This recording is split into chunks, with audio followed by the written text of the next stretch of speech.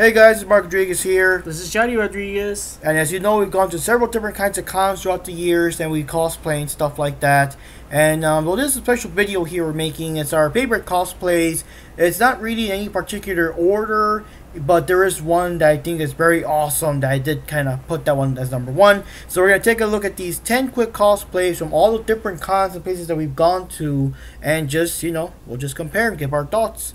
Okay, so the first one we're starting off with was one of these recent cons, and it's Protoman. This person that had real, like, the helmet and everything, the gun and everything. They even explained how they used like some kind of cast or plaster or whatever to make the arm cannon, and I mean, it just did a very good job. Look at the detail, everything, the glasses, the yellow scarf. I mean, it looks like Protoman jumped out of the game. Yeah, it almost, yeah, it actually does. It does look like he actually jumped out of the game. So this is obviously was put into a lot of work, and I'm impressed with the boots actually, because how do you get those? Well, I think it all looks like the same plaster material. We kind of take a look at the boots and the glove and stuff, but still, it's like, and the person's like just the right size, since those people aren't really Mega Man, Protoman, those aren't really too buff, they're not really too tall or whatever. So it's like the right size and body shape, body type for that. It's like, wow. Yeah. The next one is Kimberly from Fullmetal Alchemist Brotherhood, and yeah, it's very rare. He's a kind of forgettable character, so you expect more people to cosplay as, of course, Edward and Alphonse and all that stuff. But Kimberly, like, this person really pulls it off. Even has the designs on the hands, the fancy white suit, the scarf, and everything. I mean, that, wow, they did a good job. Yeah, it's really impressive. Even the extra little random strands of hair near the front of the face. But of course, the extra details, like the what tattoos he has in his hands. Like, I guess, alchemy symbols. Yeah, that's pretty impressive, because that's the kind of detail that people could easily just kind of like, whatever. But he actually did that, so that's kind of good. Yeah, and it's good detail. And like I said, it's just one of those characters that you don't really see many people cosplay as, so it gives credit. Then we have Power Girl, and we saw her at one of the comic expos in anime, well, in Vegas, a comic expo, and yeah, she pulls off the Power Girl. She looks a lot like the character from the comic book. I mean, she has pretty much the same figure. She has the same short hair. Yeah, it looks like a really good superhero costume. Yeah, but to be fair though, I think she was one of those professional people that was, I guess, in charge of the con or whatever. So I guess they could afford more, like, the better outfits than just a typical average cosplayer. But yeah, special credit to her. That's pretty cool. Now we have Felicia, and this girl's actually a model named Joni Brosas. Now, we met her at the same comic expo, and I keep saying anime Vegas, but in Vegas. And well, at this time, I'm not sure how big she is. I know now she's starting to get more out there, and she was actually in Playboy for a bit and stuff like that. But at this time, she was either kind of sort of out there or just kind of starting. But obviously, she's a lot bigger, more popular now within the modeling world. And yes, she dressed up as Felicia. Very good detail. That really is her, so to speak. I mean, the costume is very, you know, revealing, I should say. And of course, as a professional model, of course, she would have more body to do that. You know, she could do all the workouts, the diet, exercise, all the stuff that's necessary and everything. But it also takes a lot of courage and guts, regardless, to just go out like that, like that. Few outfits. Well, you know, if you're a model, you're pretty much used to wearing bikinis or clothing that's little to nothing, so maybe it's not that big of a deal for her. But for the average everyday girl, it might be a little too much just to go out like that, even if it's for cosplaying. And another thing too is that I'm kind of surprised the con kind of let it slide, because sometimes they do have like strict rules that, you know, whatever. So I don't know, maybe that's her slide. But she did have her professional cameraman and whatever with her that day too. So, but yeah, that's Joni Brosas there, and you can also check her out. She has like a Facebook, and I don't know, she probably has Instagram, Twitter, and all that other stuff too. But you could find her. Now we have the female Bane. Also, there you go, Las Vegas Comic Expo. And yes, you know, for all the people that are dressed up as the male Bane and all doing the voices, you gotta give credit for a female Bane. That's just something different, something unexpected, and still pulls it off. Yeah, what's really impressive about the female Bane is that she, because you know how a lot of times there's always like the cute girl version of a male character, but she actually looks like a girl that is in great shape. She has great wide shoulders, I have to say. That she looks like she's somebody that can still beat people up. She just has the right physique, the right body type. Like if it was Bane, like if Bane was a woman, this would probably be the best, like, I don't know, appearance. Like what Bane would look like. Yeah, so it's not pretty cutesy wootsy Bane. No, it's still I'm gonna fuck you up female Bane. And that's what she looks like.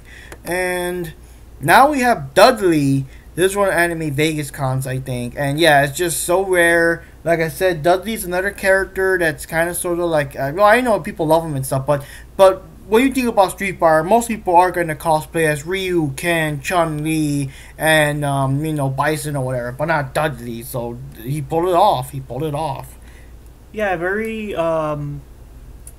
it's quite a simplistic cosplay. I'm not saying that it's like work hasn't been done into it. It's just that the type of clothing that Dudley wear isn't like something that extraordinary. It's not like they're wearing wacky, weird clothing, or he has like weird like purple hair that stands up really tall. Like no, he's dressed up pretty much like a mixture between a boxer and butler or whatever. I don't know, just a civilized, keep it classic kind of boxer. But it is a very good cosplay.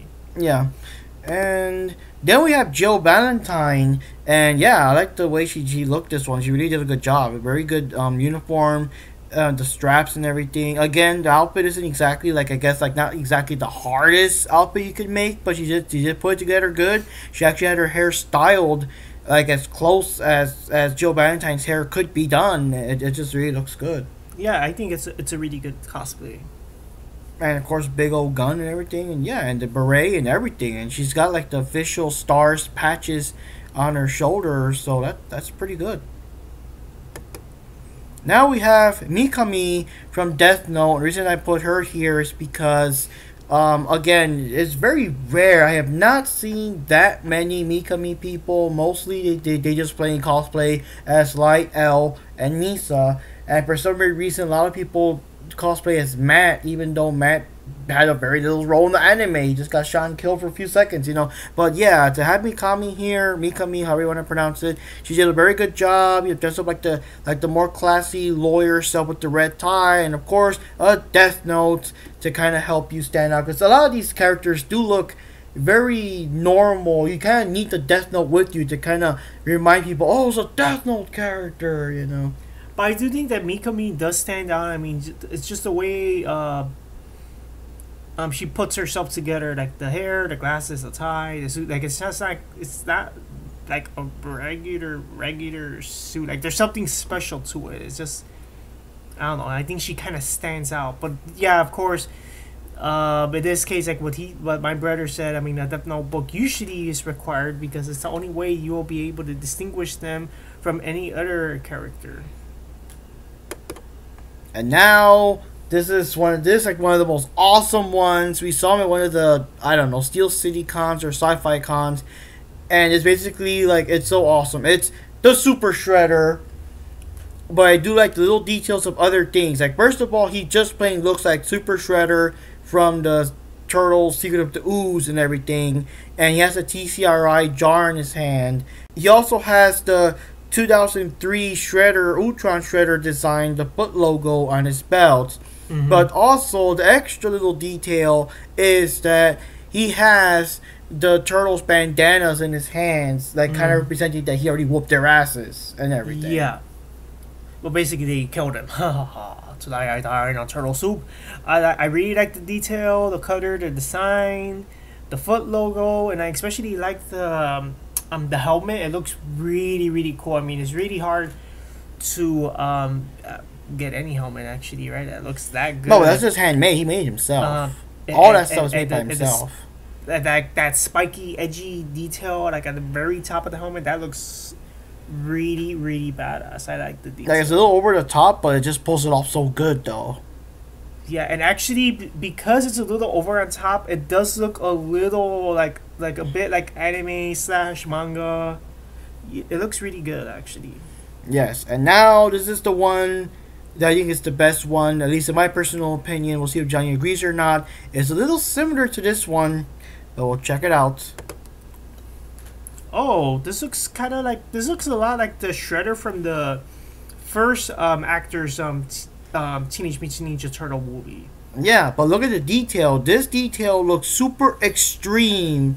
That it just flat out looks like the movie version. Like that is the movie version. It's Now, almost like the guy stole it or now something. is this selected number one or? Yes, I'm choosing this number one. I can't find anything better My than personal this. opinion, I would have chose the other one. I think the other one stands out a little more than this one, but that's just your opinion. Mm-hmm.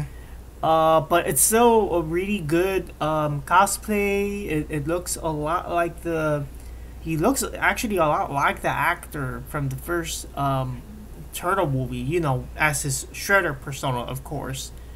I have no idea how the actor looks like in real life, but yeah, this is like the most newest the last Steelcity Con that me and Chuck Rodriguez went to. But yeah, I mean, we even had to film extra detail. He gave more information of how he made the costume. But all that his costume is all handmade by him and everything.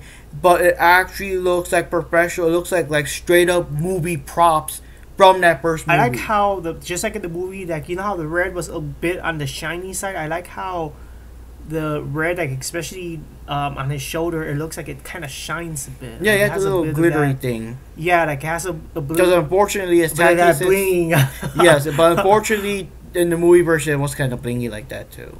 And then the cape also has a lot of interesting patterns in it. I don't know if it was like that in the movie. It kind of was, but yeah. But it looks really good. I think it kind of stands out from the other Shredder in a way. That's kind of why I like this one though, because the other one, like the Super Shredder one, like it's it's good, but it's still like his version of the Super Shredder. It comes very close to the movie. There's still some differences, but the other one is like, oh my god, it just looks like the movie props. He just snuck into the Jim Henson Studios or whatever and stole the movie props or something. I know, that's very interesting. Yeah, so that's basically our own thing, and yes, we have lots of friends and stuff. We wanted to be as fair and impartial as we could. We do have to give props though. We do know that people like Pika Chica, Wicca Darko, and our very own page, they all have like these awesome cosplays too and stuff. But I wanted to be fair. I didn't want it to be like, oh well, of course they chose that because it's Paige, or oh it's Pika Chica or whatever. We wanted to be more fair and impartial to the cosplays. But yes, of course, you guys do get real good cosplays.